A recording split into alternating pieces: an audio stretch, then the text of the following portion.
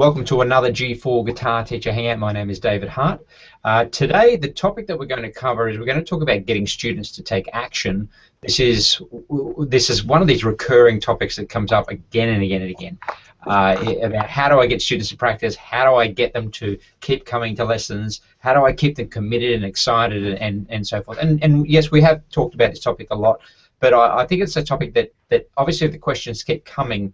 There are certain things that are not being communicated from myself or from G4, or the teachers just aren't getting, or they're trying things and it's not working for them for one reason or another. So what I'm going to do is just spend a bit of time going through some of the things that I think may be getting overlooked, and then we'll do a bit of Q&A and see if we can get down to some more of the actual problems or the challenges that each of the teachers are facing. So I've got a few points here, and I'll just sort of go through them first, and then we'll get to the Q&A. So the first thing is talking about getting thinking about from your point of view, starting with yourself, starting with where your commitment comes from, and the way I worded this is to have that mission-first mindset. In other words, that when you're teaching guitar, think about what you're doing. It's a mission first. This is something that Kiyosaki talks about a lot. A lot of other guys, Kiyosaki goes back to his days he was in the military. He was a Marine, I think. He was a helicopter pilot, and he talked about how the idea when you're in the Marines is that you put the mission first. The mission comes first and foremost. So whatever you're trying to achieve, that comes before everything else. Your team come second, and then you personally come third. So you don't put yourself ahead of the mission, you don't put yourself ahead of your team. And having this kind of mindset really does shift things, because when I think about G4, I don't think about myself. I don't sort of put myself, well, what's in it for me? Is this too much for me? What I think about is the overall mission of G4. What are we trying to do? What are we trying to achieve? And the overall mission of G4 is to create a global network of guitar teachers that can make a difference to people learning guitar. That's the mission. We want to make it as easy as possible, especially for beginners, to go from zero to achieving their goal of playing guitar, and to get that same feeling that we get. And really, I go back to my early days of when I started learning guitar and how difficult it was, especially in those first couple of years, how many times I wanted to give up and I just thought I didn't have any talent for it, and I should have started when I was younger, and here I was a teenager thinking that I should have started when I was 5 or 6. That was the age to start. I thought of it kind of like a language. So I had many doubts, many fears, many things, and so the mission of G4 and from where I'm coming from is that we want to help people get past that and get through that and get past that first year or two of all that negative thinking. So that's the mission. So for you, when you're teaching, come back to the mission of what it is for you. It may not be the same as the mission that I just explained. Your mission might be slightly different, but you need to start with the mission first. So when you're teaching your students, don't get too wrapped up in why aren't they practicing, what are their issues, and be sort of driving these things that it's all about them. Think about the bigger mission and whether or not you're sticking to that. And I think Jochen brought this up about the celery test, which was a good point from the start with why. And this is part of this sort of all ties in, is that what you're talking about, what you're doing every day in your business, in your teaching, is it really, does it match your mission? Does it match the principles under which you're operating? Or are you compromising? And we've seen this in the group. Sometimes teachers go, well, if a student doesn't practice much, should we push them? Should we make a big deal about it? Should we just let it slide? These kind of things. I don't want to scare students off if I'm too strict on practice. But we know that if they don't practice, if they turn up every week and say, hey, I didn't fill in my practice log, I didn't do any practice this week, is that cool? And you just go, yeah, that's cool, no worries, try a little bit harder next week. If you keep letting it slide, then you're not really on the mission. What you're thinking about is the money in the bank. You're thinking about whether or not you're getting paid, rather than thinking about the bigger picture and the bigger mission of what you're doing. So number one is mission first mindset. So think about where you're coming from. Next thing is to build trust and demonstrate that you care about your students. So I think this is definitely a big one that gets missed, and I often come back to when I was training teachers in person, and also when I'm watching videos, and I can see that there's this kind of doubt from the student, or there's not enough trust built. In other words, the student doesn't necessarily believe that you've got their best interest in mind. What they're thinking is, you're on your own trip, you're just, and this might even kind of go counter to what we're talking about mission first. It's not about the students, it's about the mission. But when people understand, and students understand, that you really care about the mission, which is to get them to learn guitar, then they know that what you're actually caring about is them, about them getting there and that achieving. So if we go back to that sort of military style thinking of, the mission matters because following the mission means that everybody wins. So whether you're trying to protect your country or protect your troops or whatever it is, by staying focused on the mission, the idea is that the mission is what should give the best result for everybody, the majority of people. So building trust, it comes down to having that sort of empathy with your students. So which really takes me to point number 3. So listen, well, this is the actual strategy, the actual steps of doing it. First of all, listen to your student when they're talking to you about what it is that they're interested in, what it is they want. Just by listening to them, we all know this. Look, we're all guys here, so I think we all understand the relationship with our partners. That when we talk to our partners and they say, hey, I had a really bad day, someone such did this and did that, the worst thing we can often do is jump in and go, well, why didn't you do this, or here's the solution, sweetheart. It's often the worst thing that we can do, right? Well, what they want is just for us to listen and be empathetic and say, oh wow, that's must have been terrible. How did you feel? Oh, it was horrible. Blah, blah. Okay, yeah, no, I understand how you feel. That it must be really hard. So what they want is for you to have that empathy and listen to them, but they don't want you to be telling them what to do, because often what that is kind of like, well, you didn't do the right thing, or this is what you should have done. It comes across as criticism. So, but coming back to the student, listen to what your student wants, but it doesn't mean by listening to your student that you necessarily have to do what they tell you to do. It's not like they're saying, well, I want to learn this song, therefore that's the only reason I'm here. Teach me this song, otherwise I don't keep coming. But what they do want from you is for you to be listening to them and understanding them. So by using the word, I understand, I hear you, I know what you're saying, yeah. Just acknowledging that is usually enough for students. That's all they want. And so, okay, cool, I understand that you really want to play this, song A or song B. It's a great song, yeah, I get it, I love it too. It's fantastic. And then you go, okay, well, we better get onto those scales and start practicing those chords and the arpeggios, etc., because this is what we're going to need to learn that song. So having listening and understanding, and this is something that I've seen missing in the past, is where the teacher is sort of saying, well, just follow the method, just do this and do that, without any kind of listening or empathy or understanding for what the student wants. So number 3. Number 4 is selling the benefits of learning music. In other words, not just the benefit of you will be able to play guitar. And that's often what we get stuck in, is we get stuck in this idea that, okay, you're going to learn guitar, great, then you can play guitar. But and this applies, I think, especially for parents, about overcoming challenges, about the whole idea. If we sort of look at someone like Martin Seligman, who talks, he's like a top psychologist in America, and his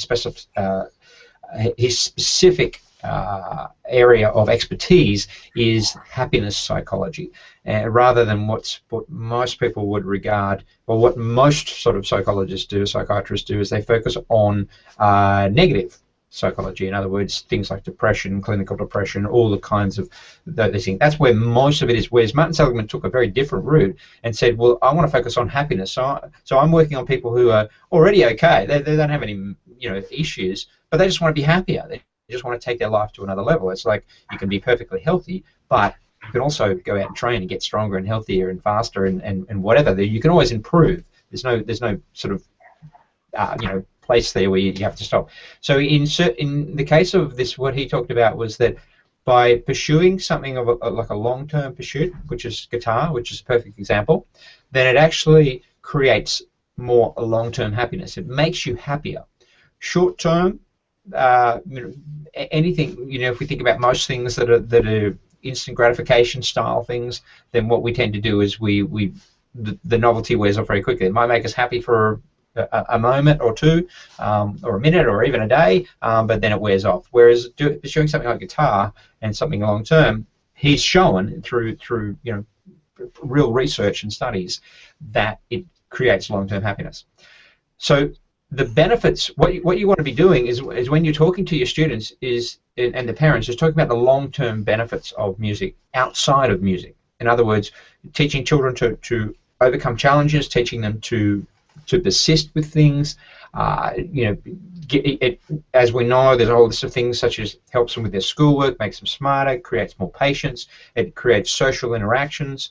There are so many benefits. So they've even done studies in Europe where it shows that children who learn a musical instrument are less likely to be involved in crime. They're more likely to be charitable. All these things that come with learning music. So it's not that you want to make a big deal about those things and sort of say, well, these are all the reasons, but because music in itself is enough.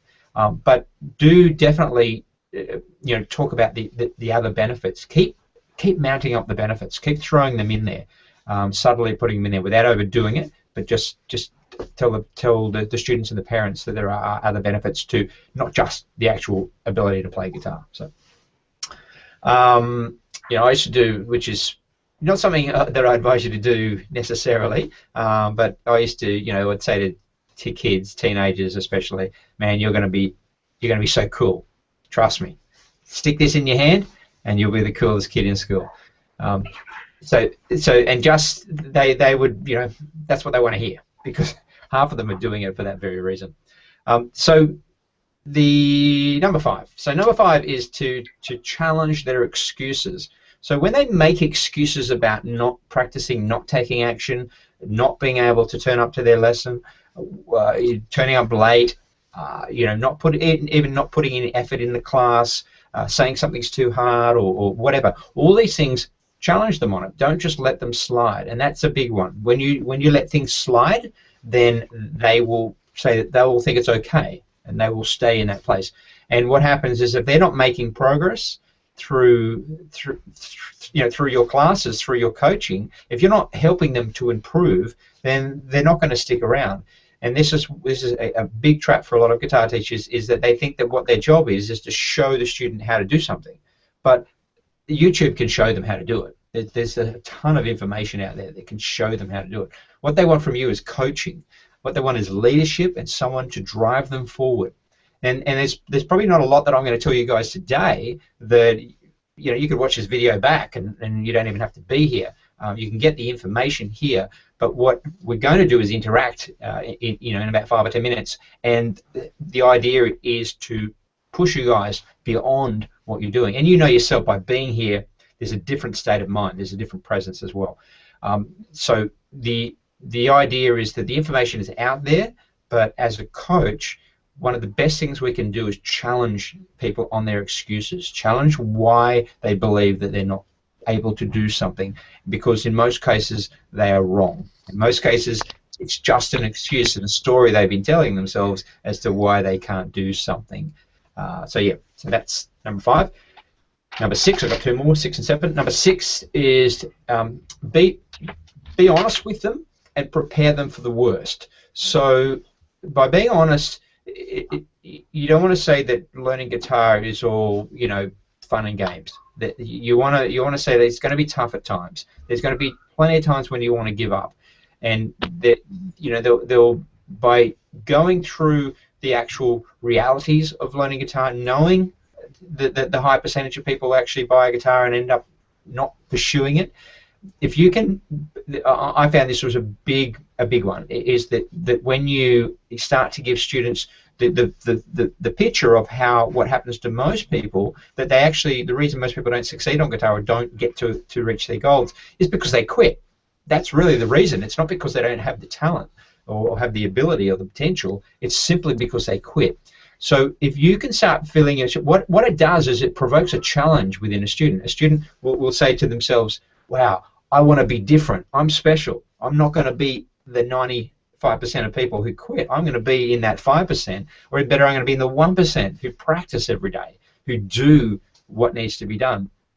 And there's something really kind of powerful about that. I know that I've got this from many marketing seminars and personal coaching sessions and whatever that I've been to, where they make it very clear to you that the difference between those who are highly successful and the rest is simply persistence and consistency. That it's not actually some inborn talent. It's not something that you were given, and that's what a lot of people believe. They think that I don't have the talent, therefore. But what it is, it's persistence. It's like a marathon. Whoever keeps going the longest, who is still there, 5 years, 10 years later, is probably the one who's going to be most successful. And you can read this. You can read about any famous athlete, famous actors. There's so many stories of, it's often called the drunkard's walk, and it's that this, kind of zigzag of getting to wherever success is. You're going to get a lot of criticism. You're going to get a lot of knockbacks. You're going to get a lot of people say to you, "I told you so." And so all your kind of negatives inside of you that are going on. Every time you get a criticism, or every time someone says that you can't do it, or it's not possible, or look, here's the evidence, guitar is not popular, or people with guitars don't have any money, or people don't want lessons anymore because YouTube's out there. All these things that people come up with, if you buy into them and you just allow it, doesn't mean you ignore the evidence, but what it does mean is that you are aware of what's coming. So this is where I'm talking about preparing your students for the worst. They don't know the journey they're on. As many of you know, I often talk about climbing the mountain. Like say Mount Everest. If you go and climb Mount Everest thinking that it's a walk in the park, you're going to be in for a rude shock, and you're probably going to quit after day one. If you understand the conditions that you're going to be up against and the challenges, and you watch videos of people who have done it before, and this is something that I think we spoke about before, is actually showing video testimonials. It was done in a university where they showed video testimonials of prior students talking about how they wanted to give up in their first year, how it was really difficult, and yet they decided to persist, and they were so glad they went through with it. And by the new students coming through into the university, seeing these students making these video testimonials about how they wanted to quit the first year and how it was so difficult and how they had all these doubts and fears, it really made the new students feel, oh, okay, so I'm not alone. Everyone goes through this. So I think it would be great across the network if we could start making some videos like that of students who have received their certificate or have gotten to a certain level. Even you guys doing a video testimonial of how it was for you when you first started learning guitar. If you could talk about your experience, your first year. Imagine if all of us did a video talking about our first experience, and we could use those videos and show them to new students and say, look, everybody goes through it. I don't know if did any of you. You don't need to answer, but I don't know if any of you watched that Steve Vai video, but I posted it up. I put it in the Facebook group, and it was really good. It was him talking about how, in those early years, he really doubted himself all the time. He just didn't think that he would ever be anything, and it was really good and refreshing to hear him talk in that way, to be very honest about how he felt about his guitar playing. And the truth is that when you get down and you interview a lot of these guys, they still feel the same way. They still feel that they're nowhere near where they want to be. That they're still, you're only ever halfway to wherever it is you're going. And by understanding that, and by students hearing it, especially from people who they look up to, it can really change their doubts and fears and help them to get through, especially that first year. And so really, and this sort of leads me on to the last point anyway, which is to share your own trials and tribulations. If you can do that with your students and let them know that what you went through, I think you'll see it makes a difference. So just quickly to run through those 7 points again, and then we'll do some Q&A. The first one is mission first mindset. So remember what your mission is.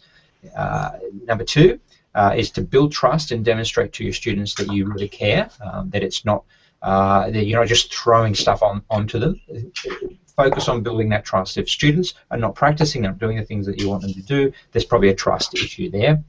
Number 3 is to listen, and as I said, the strategy, listen to what they're saying, and then say that you understand. It doesn't mean that you give them exactly what they're asking for. It just means you listen to what they want, and then because remember, you're the expert. You think of it like the doctor.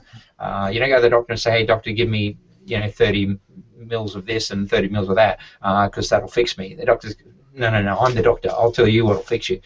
So you need to do the same. But the doctor at the beginning needs to listen to you, needs to build some trust and empathy, so then you'll do what the doctor asks you to do. Number 4 is to talk about the benefits and go beyond just the idea of learning guitar, the positive benefits to it. Number 5 is to challenge their excuses. Number 6 is to be honest and prepare the student for the worst. And number 7 is to share your own experiences, your own trials, tribulations, etc. Okay, so... Can you do 5 through 7 again? Sorry. Yeah, sure, no problem. So number 5 is to challenge their excuses. Okay. Yep. So don't allow them to make excuses on things and just to accept it. Make sure you're challenging them each and every time. Number 6 is to be honest with them about what's involved with learning guitar. So don't let them think it's all fun and games and flowers and fairies. It's there's hard work and there's challenges. There are many doubts and fears that you'll have along the way. And number 7 is to share your own experiences, the tough experience, your own trials and tribulations and challenges that you had. So yeah. All right, thank you. Excellent. All right, so does anyone have a question? I have a question. Yep, go Joachim. What was the, can you tell me more the benefits you could share with parents, the other benefits? Yep. One of the things to do with parents, and I'm going to talk about this in the other hangout, but I'll just sort of lead into a little bit here, is for you to be an example of someone who learned music, especially if you started as a child, to show them that you have, this life that is worth admiring, so to speak. It's not that you brag about yourself. What you do is that you talk about things about music that opened up opportunities to you. So the benefits that I was talking about before, just things like you do better at school, you socially, people who learn music end up having a larger network of friends generally, or better socially speaking. These are done in studies, and some of them do apply more to band musicians who play in school bands and so forth, because they have that social interaction. But you learn teamwork, and there are these kind of benefits, and you can look them up on the internet. There's plenty of information on that. But what you can add to that is that what music did for you personally, because when you come from a personal story, it can actually make a difference. Now, it depends on who you're talking to and what the story is. I don't want to give the wrong people the wrong story. In other words, a story that might sort of even put them off. So you need to be careful about which story you use in which place. But for example, when I was a teenager in my area where I lived in a part of Sydney where there was a lot of drug crime, drugs, etc. And so my friends who, when I started high school, who were, good friends, I saw them one by one get into different problems. Some of them ended up in jail, some of them ended up on drugs, some of them are dead now and died quite young. Some of them died in car accidents, and they were into stuff that just wasn't good. It wasn't a good way to go. But it was the music that I drifted towards the music. I started playing, and one friend who I'm still very good friends with now, he introduced me to guitar at age of 13, 12 or 13 I was, and it was that interest in music that I started to pursue, which started to give me a choice, and also gave me an excuse a lot of the time to say to them, hey guys, I'm not going to be coming out with you guys and doing crazy stuff. I'm going to I'm going to be practicing. I'm going to be doing music. And so I actually drifted away from those guys and went to another group of friends who were musicians. And then we would jam on the weekends. That became our thing. We started making money. You know, at 14, I was already gigging and earning money. So, you know, it depends on the story. Like I said, what I tell, you know, some parents will say, hey, you know, I was out there gigging at 14 and earning money, so I was already earning a living. For some of them, I'll talk about how it made me more confident. I was quite shy, and by getting you know, into playing music and then getting on stage and whatever, I was able to come out of my shell more, and I started learning to perform. I started, you know, the whole idea that I was getting private lessons outside of my school, so therefore just getting that extra tuition from other people, having other role models and different kinds of teachers, because the school teachers are different to often, you know, to what we do. We have often a closer relationship to parents, and we also can be a stronger role model for kids. So yeah, tell your own story. Tell your story. What music's done for you. All right. Any other questions, guys? Feel free. So, yep. Monty? Barely made it. No, I barely made it. You always get here though. Somehow. How can I be like you guys? In what sense? In what sense? I don't know. I mean, I follow along with you know, the willpower and staying focused, consistent, and it's just hard to get into the routine, I guess. I'm always hit with certain things. Like, for example, a guitarist in one of my bands just quit, so now I'm, you know, kind of woodshedding and learning all his solos and learning how to sing right now, and it takes away focus from my business, you know, and just little things like that always happen. Yep. Or one of the kids are sick or whatever, the honey-do list, you know. It's a balance of life and G4. Okay, you know. That's a great question. That's a great question. And it's loaded. And I think everyone can relate to it. It comes down to looking at your scorecard and really being clear about what it is that you're trying to improve on, and what is, you know, if we just start with something very simple, you want more money, you want more time, right? So let's just take those two things. You want to be earning more money, and you want more available time. The thing about your income is you have to look at where your income's coming from and where it's most likely to come from. So, you know, and I think that there are many ways to do it, and it depends on who you are. And I'm not going to say that there's one way, because there's definitely not. But for example, I look at where, you know, my life personally, and I go back to what is it that I wanted when I left school, or even when I was at school. What was it that I wanted? Where was I going? What was it all about? And that often gives you the clues. If you go back to when you're a teenager, because they often talk about that being the time that we kind of you know, make our image of where we want our life to go, what we want it to be like. Up until, you know, I think probably 12, 13, 14, life is just, you're just a kid. You don't really have any great ambitions to do anything other than be a kid. And then you hit this kind of 14-year age, and it's quite significant, because they know it through music. They've done it where 14 is the age where we sort of hit that point where we say, well, I want to go this, I want to be a rock star, I want to be a doctor, I want to be a politician, you know, whatever it is that you decide, that's kind of the age where it starts to really form. We tend to, you know, the music that we listen to at that age tends to be the music that influenced us the most. Even though we progress and mature and go on to other things, it's still, we have a nostalgic approach. You know, David Bowie died yesterday, right? And, you know, I remember 14, David Bowie, yeah, it was a big thing. You know, he was huge back then.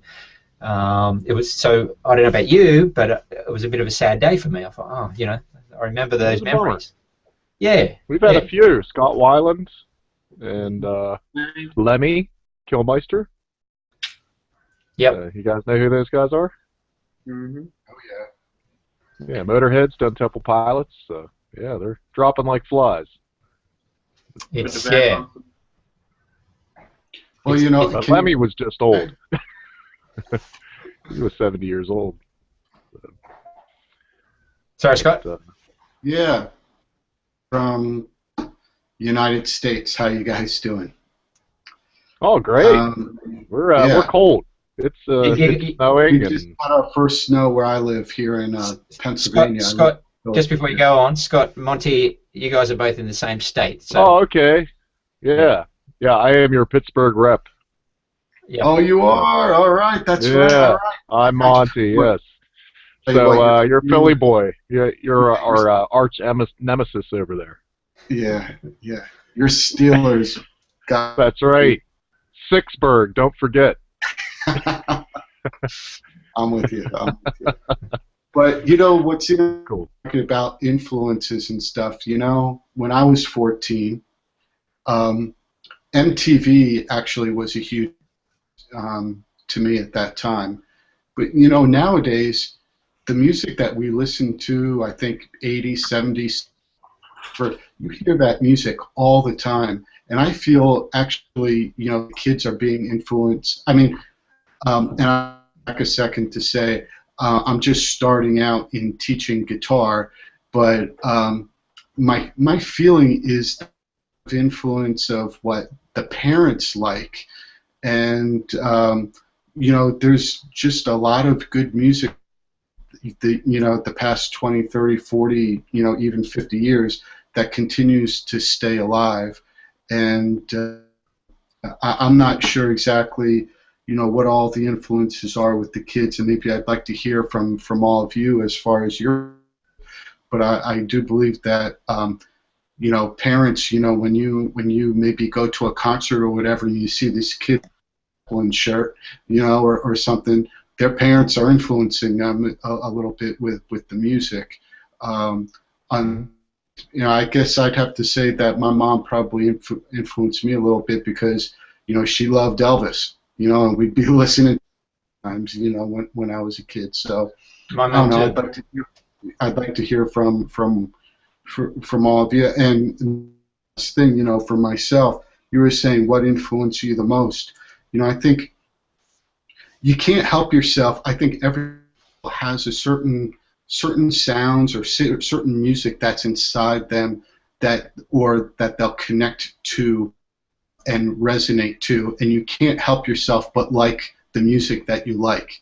And what I mean by that is, you know, when I was 4, I remember I was basically in my bed at 10:30 at night, and I heard this this rock sound, and I couldn't help myself but wake up and go to the room and see what my parents were flipping through, and the sound that I heard on that "Rock You Like a Hurricane" from the Scorpions, you know, and that resonated to me so much that, you know, that was a particular sound that, you know, continues. You know, I'm 45 now, and I really can't let it. You know, so I just shared that and would love to hear from you guys. Yeah, that's great. It's interesting, Scott, because you know, obviously some of the guys here are from Australia. You guys are from the US, and I think, you know, and there's also age as well where the influences come from different places. So some of the American bands, especially for me being kind of the oldest here, there wasn't as much American music in Australia back then. We were listening to quite a lot of Australian music. But and so certain bands were not. You could find them, but they weren't big in Australia. They weren't big in the charts. But I think what's changed musically today is that in the old days, we all kind of came to the same place. We're all getting our music from, you know, we're all drinking from the same water fountain, so to speak. But today, there's you know, the internet just offers so many opportunities to hear music from different places. That yeah, the influences come from further afield.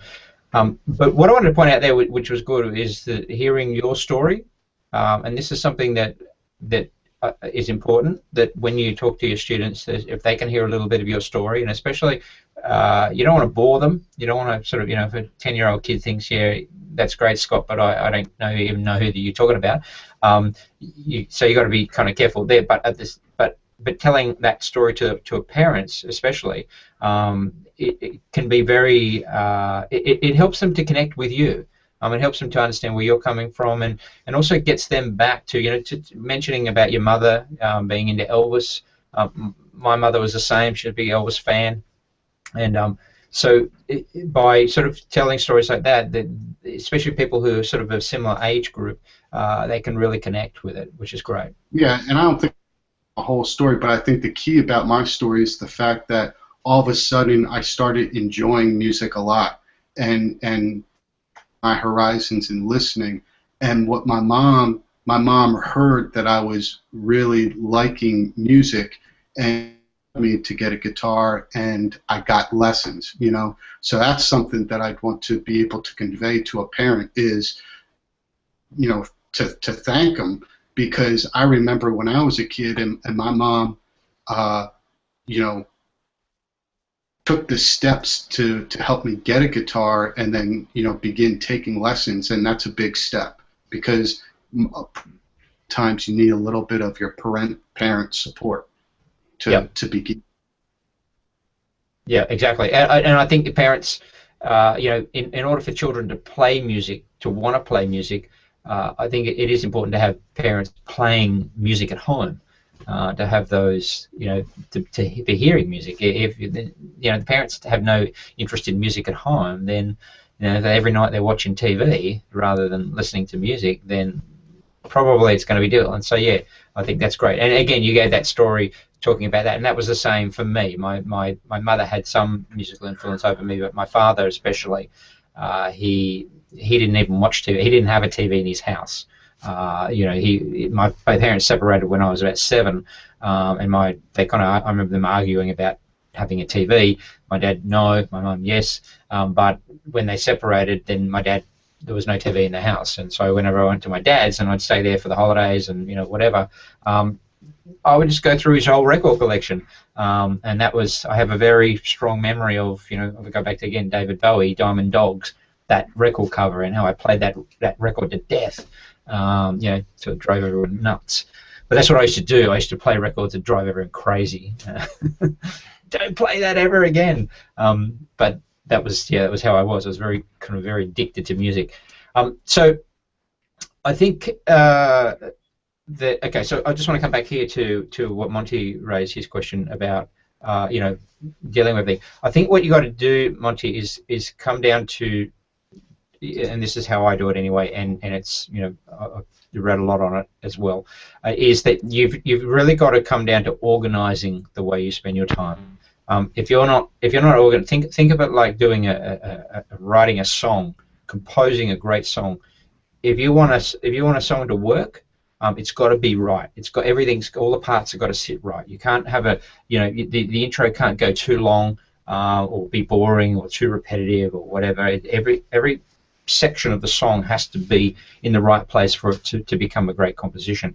And so in the same way, compositions are different.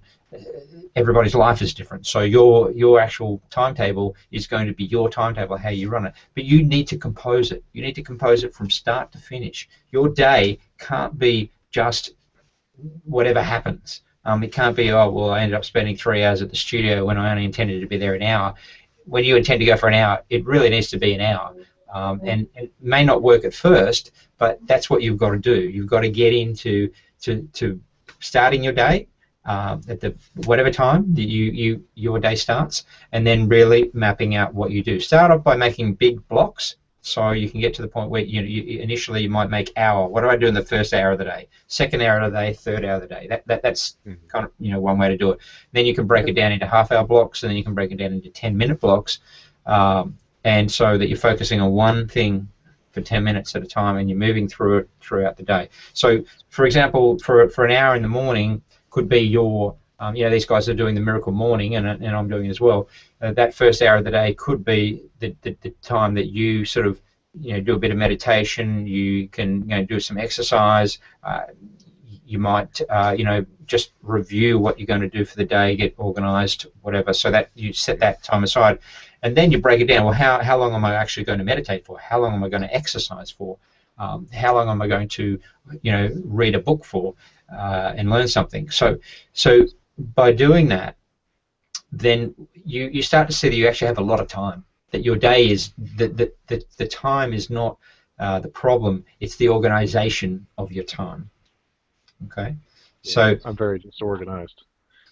look, most people are. It's even I look at my schedule and I go, I need to be more organized. There's probably not a day goes by when I don't say that. But you've got to make a start on it. And again, it's like cleaning out the garage. Don't expect it to be perfect tomorrow. Just go there today and clean a little bit of it. Start in one corner of the garage and make it happen. Start off with that. To me, the best place to start is in the beginning of the day. Just start off how are you going to spend the first hour of your day. Work that out, and then work on the rest, the second hour, and then the third hour, etc. Cool. Yeah, you'll find you have a lot more time. Does anybody have any tips on that? Can anybody offer some advice in that area? I have. Yep. I like to use the timers. For example, when I read, I put it as 30 minutes, and then try to get read as much as I can in 30 minutes. That helps a lot. That's fantastic. That's a really good advice. Is to set times. For instance, I'm doing these blogs where I'm trying to write 2 blogs a week, and with everything else going on in the move, it's been a bit hectic. But what I was finding was that I was getting in and writing the blog, and I was trying to finish the blog in one go. I was trying to get to sort of start it and then get it done, and I ended up found I was there for 3 hours writing on a blog. And so what that did is sort of made me think, oh, I don't have 3 hours today. I can't spend 3 hours on writing a blog. But what I've done now, and what I should have done in the first place really, is just to say, well, I'm just going to spend an hour on it. That's it. And if I finish it, I finish it. If I don't, then I'll go to it to the next day. So each day, just spend an hour on it, and then when it's done, then publish it, rather than trying to publish it on the day. So yeah, have a set amount of time for each task. Great advice.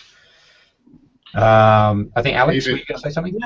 Yeah. I've been doing something where I get up every day, and you actually told me to do this ages ago. So I'll get up every day, and I'll sort of divide my sheet of paper into 4 quadrants, and I'll go like, what do I want to get done this year, this month? Or I've been experimenting with like 10 years or this year, but I'm sort of figuring it out. Like this year, this month, this week, and then today. And I'll literally go out and do everything I want to do just so it's pinpointed right to exactly what I want to do, and then I can see exactly what I have to do for the day. And then I can usually get that done by about 1 o'clock, and I just end up doing all my business stuff until then, and then spend 2.5 hours doing music stuff, and then I go and teach, and that's the day.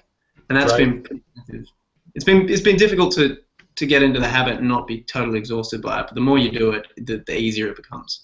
So yeah. Becomes a habit, and that's what you're trying to form, right? You're trying to get into a habit of doing it automatically. That's great. Excellent.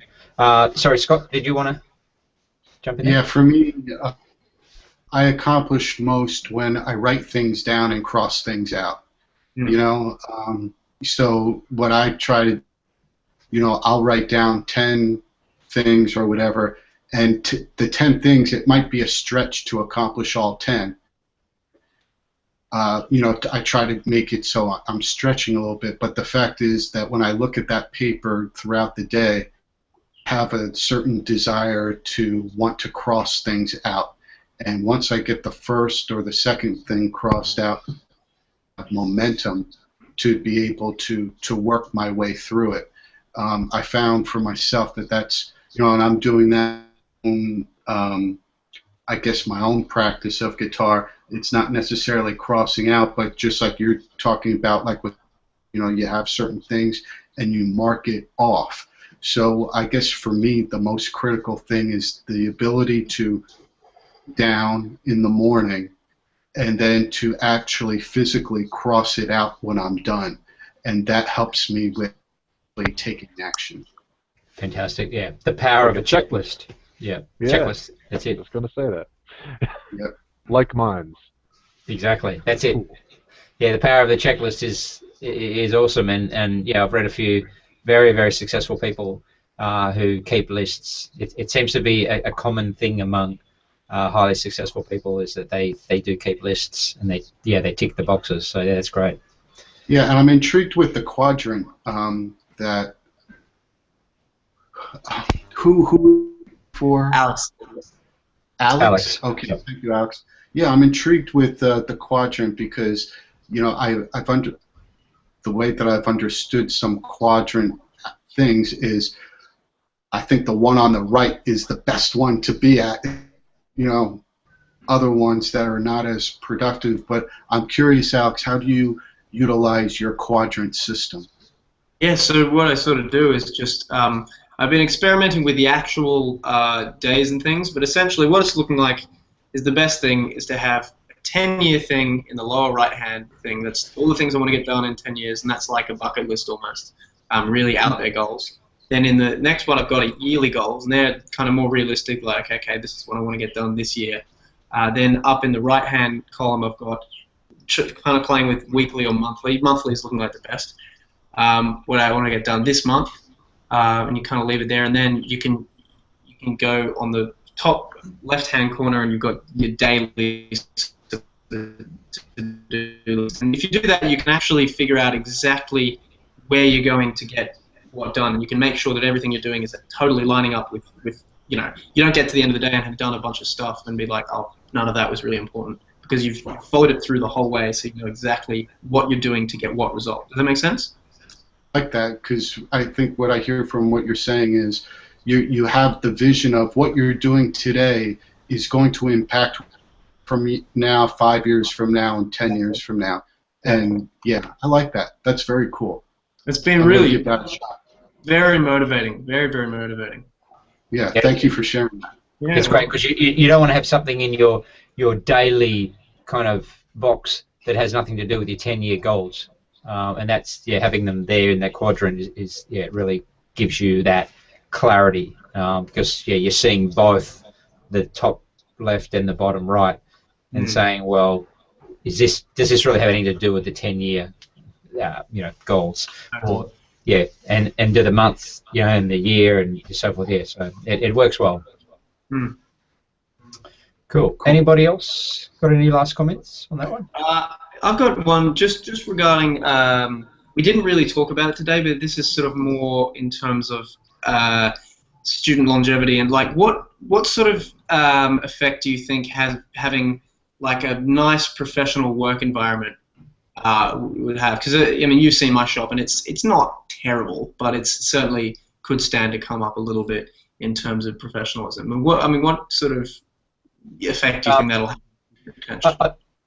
Personally, I think what you need to do is strip back to as minimal as possible. Keep things very, very simple, so that you whenever I go to a new space or which will happen here in Japan, is that we're going to find an apartment, and the first thing I'm going to do is start with a clean slate, and then with everything you bring in, just sort of think carefully about whether you need it, how it impacts, and there's only two reasons really to have anything in your environment, and one is because it's necessary. It improves your work and the way the efficiency of your operation, or it inspires you in some way. Everything else is probably not needing to be there. And what we tend to do is build up clutter in our lives, and our environment can become cluttered with unnecessary things which get in the way. They slow down progress. It's really interesting because I've been working on this FileMaker database, as you guys know, and hopefully I'll get it up and running soon. But I really wanted to try and get it right. But here I went yesterday. I had to go and get what they call alien registration here, and that means that I have to go to the office, it's kind of like the local council office, and you've got to fill in these forms to sort of get on the register and be part of the whole operation. And I've done this a few times because I've been here several times.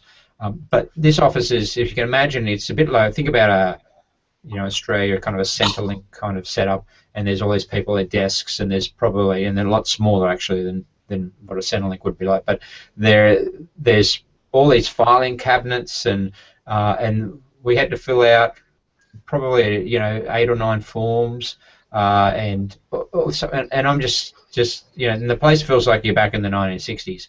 And I said to my wife, I said, I can't believe in a country like Japan they're still operating on such a outdated system. You should be able to go up to a computer terminal, put in your details, you personally type in your details, and then you're in the system, and that's it. That you don't need to go and fill out all these different forms because you're doing the same thing again and again and again.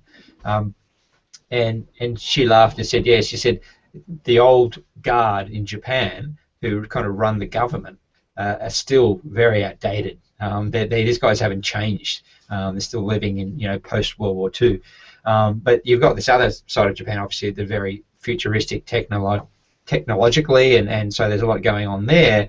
Here we are in Kyoto. Kyoto is a very old traditional city, which when you come here, it's like a museum almost. But yet it's also the place where Nintendo comes from, and Sony. I think I know the head of Sony was originally from Kyoto. So you've got these kind of two worlds existing in one. But when I looked at this operation, I just said to Tomoko, they could eliminate 80% of these people with a good database system. 80% of these people working here are helping people fill out forms, and they're processing the forms, the actual forms, and then they're filing them and they're sending them off and doing whatever they do with them. Yet it's such an inefficient system, ridiculously inefficient. So the idea within your own business and with everything, if you want to keep up, because it's only a government that's keeping it going. But what's going to happen is even governments that don't keep up are going to be in serious trouble in the future. You need to keep evolving, and efficiency, more than anything, is going to give you the competitive edge. And that's why I'm working so hard on this database, because I know that that's what's going to make the difference for us. It's not the how good your teaching method is, or how cool you think you are, or how much money you spend on marketing or whatever. These things are less and less important, and that's why we talk about. We've spoken about this many times, but things like Uber and Airbnb, Apple, Google. The reason these companies are the biggest companies in the world today, and they're leading the charge, is because they're efficient. They're technologically efficient.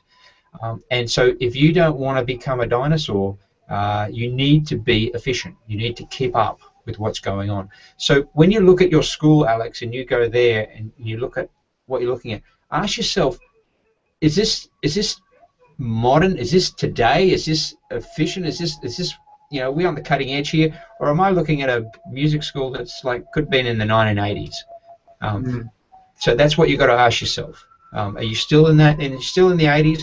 And most guitar teachers, by the way, and I'm talking 99.999% of guitar teachers out there, are living in the 80s. They haven't moved forward. Their musical tastes are in the 80s, and that's cool, no problem with that, but they're still in the 80s. Their businesses are in the 80s. They're thinking in 1980s. They're still, you talk to average music teacher or guitar teacher, they talk about posting a sign up in a music store. So what? Nobody does that anymore. Or they talk about, going out and buying a book. Piano teachers, they also do it. They still buy books. It's like, what are you doing buying books? You should have your own materials, and it should be all available online and easy accessible. You've got all these publishers, music publishers, are hanging on to the last thread of being able to sell their music books through Amazon, rather than actually having online publications. And it's only the piano teachers, and that's why music books, compared to a lot of other industries, are still hanging on. That's why things such as Mel Bay's method and PGMs and things like that are still selling, because they're still kind of relevant through the teachers. But the students, the next age of students, next era of students, won't be using those books. They'll be gone.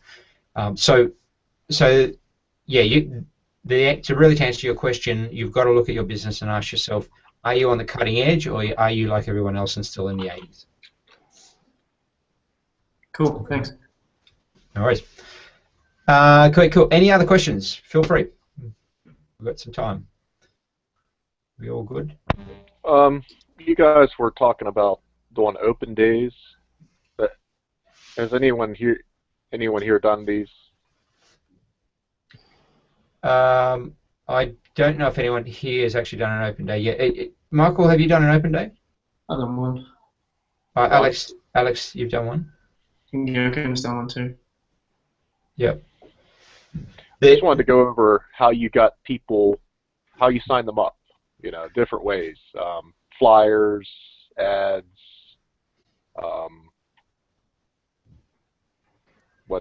I don't know, Facebook ads.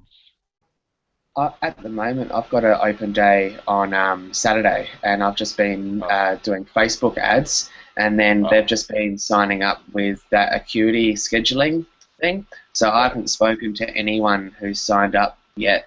That's just been, they've signed up, and then I've just sent a confirmation email to them saying, yeah, this is where we are, and yada da da da, and yeah, that's worked well. Yeah, Facebook ads have what generated most of the.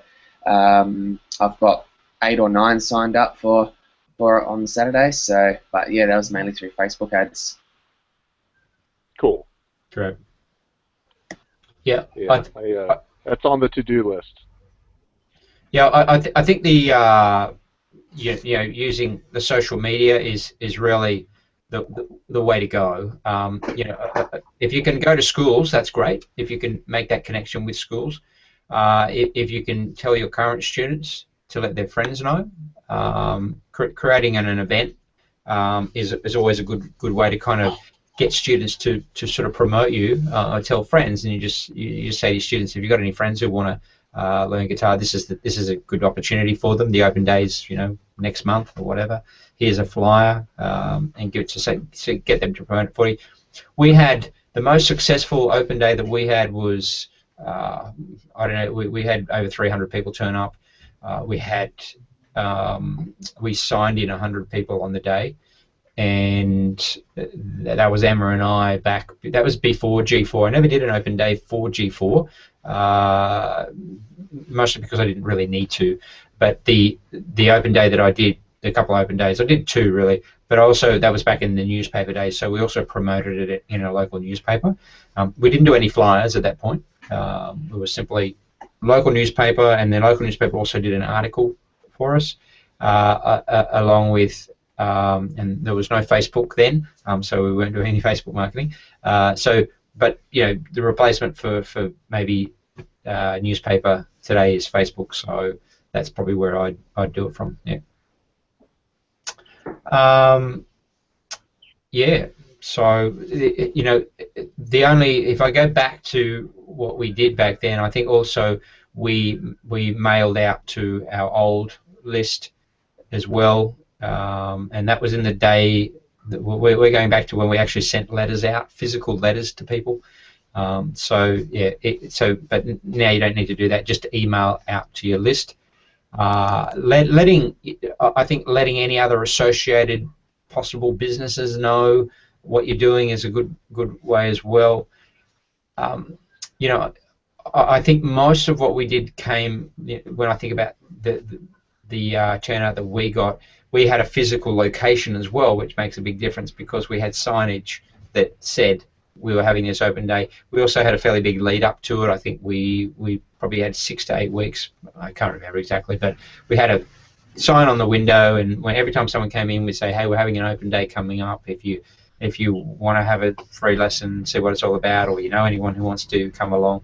So just keep spreading the word through as many channels as you can, and as you know, John has said here, is put you know, set up Acuity so people can fill it in the forms themselves and get involved. Look, to me, it wouldn't matter even if they called, because sometimes what I found when I was setting up those open days is people would often enroll anyway. They go, oh, I don't want to worry about open day, just sign me up now. Where do I start? And so I just say, yeah, no problem, come on down. Look, instead of five lessons, I'll give you 6 for the intro cost. So we'll give you an extra one at the beginning, and let's get you started now. Where's your credit card? Bang, let's do it. So you never let a sale go. That's the point. You know, you never sort of, just because you've got an open day, just because they've rang for that, you don't sort of say, well, that's it. What you do is you you try and bring it forward and just say, well, obviously you want to learn guitar. So why not do it? Let's do it. Let's get you started. Call to action. Yeah, exactly. Yeah, take action. Get them happening right in the moment is always the best way. So cool. What sort of stuff have people covered in the open day? Because I was just thinking about just showing them how to hold the guitar and do some picking and just like sort of first lesson as I would for the 5 week. Is that something? Is that how other people have done it? Or yeah, what are some things people have done? I'll let Alex jump in. What did you do, Alex? Yeah, I basically just sort of taught. I think I just taught little mini 20-minute lessons, maybe 15 to 20. Just had them come in. We just had them sort of lined up back to back. So I'd take them through, the basic picking stuff. I'd show them how to hold it. Maybe I'd show them a little G chord. Just the 3 basic skills, and go like, yeah, this is it. Because by the time you show them a G chord, they're essentially playing the guitar. So it's like, oh, look at that, you can play guitar now. So you've just given them just a taster. That's the point. You've just given them a little bit, just so they sort of see how it works and how they can do it, and then they can come back for more if they, And then after the lesson, you go like, cool. So you seem to enjoy that. Let's get you sorted out, and they'll be like, yeah. That's it. Yeah, cool. Yeah, what you really want to do is build their confidence in that time. You don't have a lot of time, so you want to let them know and dispel a few of the myths. That's one of the things I would do. I would say to everyone, look, first of all, I just want to dispel this whole myth of natural musical talent. There may be a few freak crazy people out there who somehow have a bit of talent when they're first, but I wasn't like that, and I'm yet to meet anyone like that. Everyone I know started right where you guys are today. And so I just want to tell you that if you want to learn, you want to be a guitar player, you can be a guitar player. It's just a matter of going through the process. And let me give you a little, and keep it quick and short, and say things like, and let me tell you how G4 works so you can see how it's going to help you. What we do with G4 is we work on the things, we take the 80-20 approach. We want to give you the things that are going to make the biggest difference to you in the shortest amount of time. So we want to get you playing as soon as possible, and by working on the things that matter the most. No, you're not going to be playing your favorite songs next week. It's going to take a little while, but what will happen is that you'll be definitely on the road to it, and really as long as you're doing the things from the practice, you'll get there. You'll be on the right path. So and get some sort of feedback and confirmation. You can do things from people like, especially if you're doing an intro group. I'm not sure how you're going to do it, but if you do an intro group, you can say, who here has an experience playing guitar, and maybe 1 or 2 of them put their hand up. When did you first start? Get a little bit of a story from them, and just sort of bring them into it, and make that contact, because what matters most, look, a good example, my daughter had her first day at school yesterday, and I said to her after the class, how'd it go? And she said, it was super great, Dada. And I said, wonderful. And I said, why was it super great, sweetie? And she said, because we had lots of fun. She didn't really know why it was super great, but what I knew was that she had a good experience, and she felt comfortable, and she felt that she was in good company. And that's what kids are like. If kids feel that they're in a good place, it really, what happened, and I'm pretty sure I know what happened with my daughter, is that the teacher built her confidence, because at the end what the teacher did is we went in there and the teacher said to us, wow, her reading is fantastic. She was, she got involved in the activities, and she gets on really well with everybody, and so the teacher was giving all of these positive things, and my daughter's standing there all kind of proud and smiling, and I said, good on you, sweetie, that's great. And so by it being a positive experience for her, that makes her really enjoy it and makes her want to come back. So the most important thing is not whether or not they walk out of there actually being able to do anything. It's whether they walk out of there feeling confident and feeling like it was a positive experience. That's what people pay for experiences, and we know we're going to teach them to play guitar. But in that first taster, that open day, the most important thing is to get them feeling good about the idea of learning guitar and good about your school. That's the main point. Make it exciting. Keep yourself upbeat. Keep it. Think about from the kid's point of view. Go back to when you were a child and how the adults that were exciting and animated and seem to be having fun. If you're kind of tired and boring and blasé about the whole approach, it's not going to work with kids. If you're trying to appeal to kids, you've got to be up tempo. You've got to really see different personalities appeal to different people. But I know with kids, which is where I had huge success, was it was about creating an exciting, fun environment, but getting the work done. It's not just fun. We have to do the work, but it's about keeping it upbeat, and that's something that you just have to be careful. You don't, you're not too sort of serious or matter of fact. Just get some empathy with the children. So. David, can I just quickly share what I did for my school fair, because it's kind of related to the same thing? Yeah, go Ben. I knew I was going to be dealing with kind of 4 and 5-year-olds, so I didn't want to go for the kind of getting a chord down, because sometimes they haven't got the strength for that. So I just did the rhythm lesson 1 strumming, and then with a whiteboard, you can get them to create it, and they can get excited that they've made it up. And you can play it with chords, and it'll make it sound a bit better, but they can just hit the open strings, because the other thing was, the moment they sit down with the guitar, they start twiddling with everything, so it's never going to be in tune. So it's always a bit of I found it much easier to be kind of high energy presenter style, because you're just strumming, you can count loudly, you can move back and forth with the beat so they can see you're kind of lively. I think it would be much easier than trying to do kind of 3 different people trying to get their very first chord done. And yeah. I just think it's easy to do the confidence and make them feel good about what they're doing when all they've got to do is smack the strings. Great point. Great point. And that's great. Thanks, Ben, because that really it reminds me that what you want to do is make sure you give them things that are achievable, that they can do. Don't give them things that obviously they're not going to be able to do by giving them. That happens a lot, believe it or not. We'll give them a chord, say, okay, play this, D7 sharp 9 chord for me at your first lesson, and they're like, what? Play me an F major 7. So the idea is give them something that is, especially with young kids, just get them strumming, hitting the strings, bang, bang, bang, or even just clapping, or even just learning the parts of the guitar. So yeah, get them to do simple things.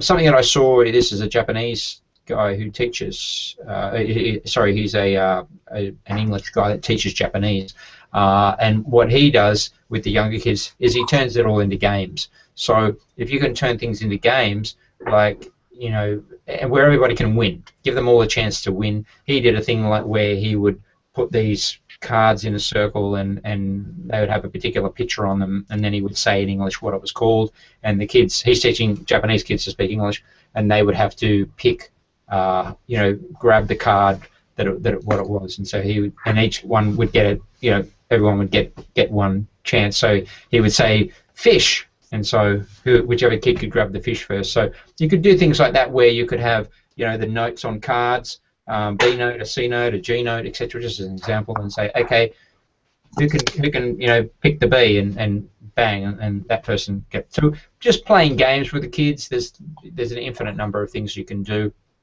and getting to do things that they can actually win at, and not setting them up to lose, so to speak. Yeah. Thanks, Ben. That was good. That really helped. Okay, guys, we'll wrap it up now because I've got to go. But there'll be another hangout for those who are around later, in however many hours. So yeah, thanks again, and I'll same time, same channel next week as well. Thank you very much. Thank you. Yeah, Always night. Night. Yeah. See you, guys. Bye.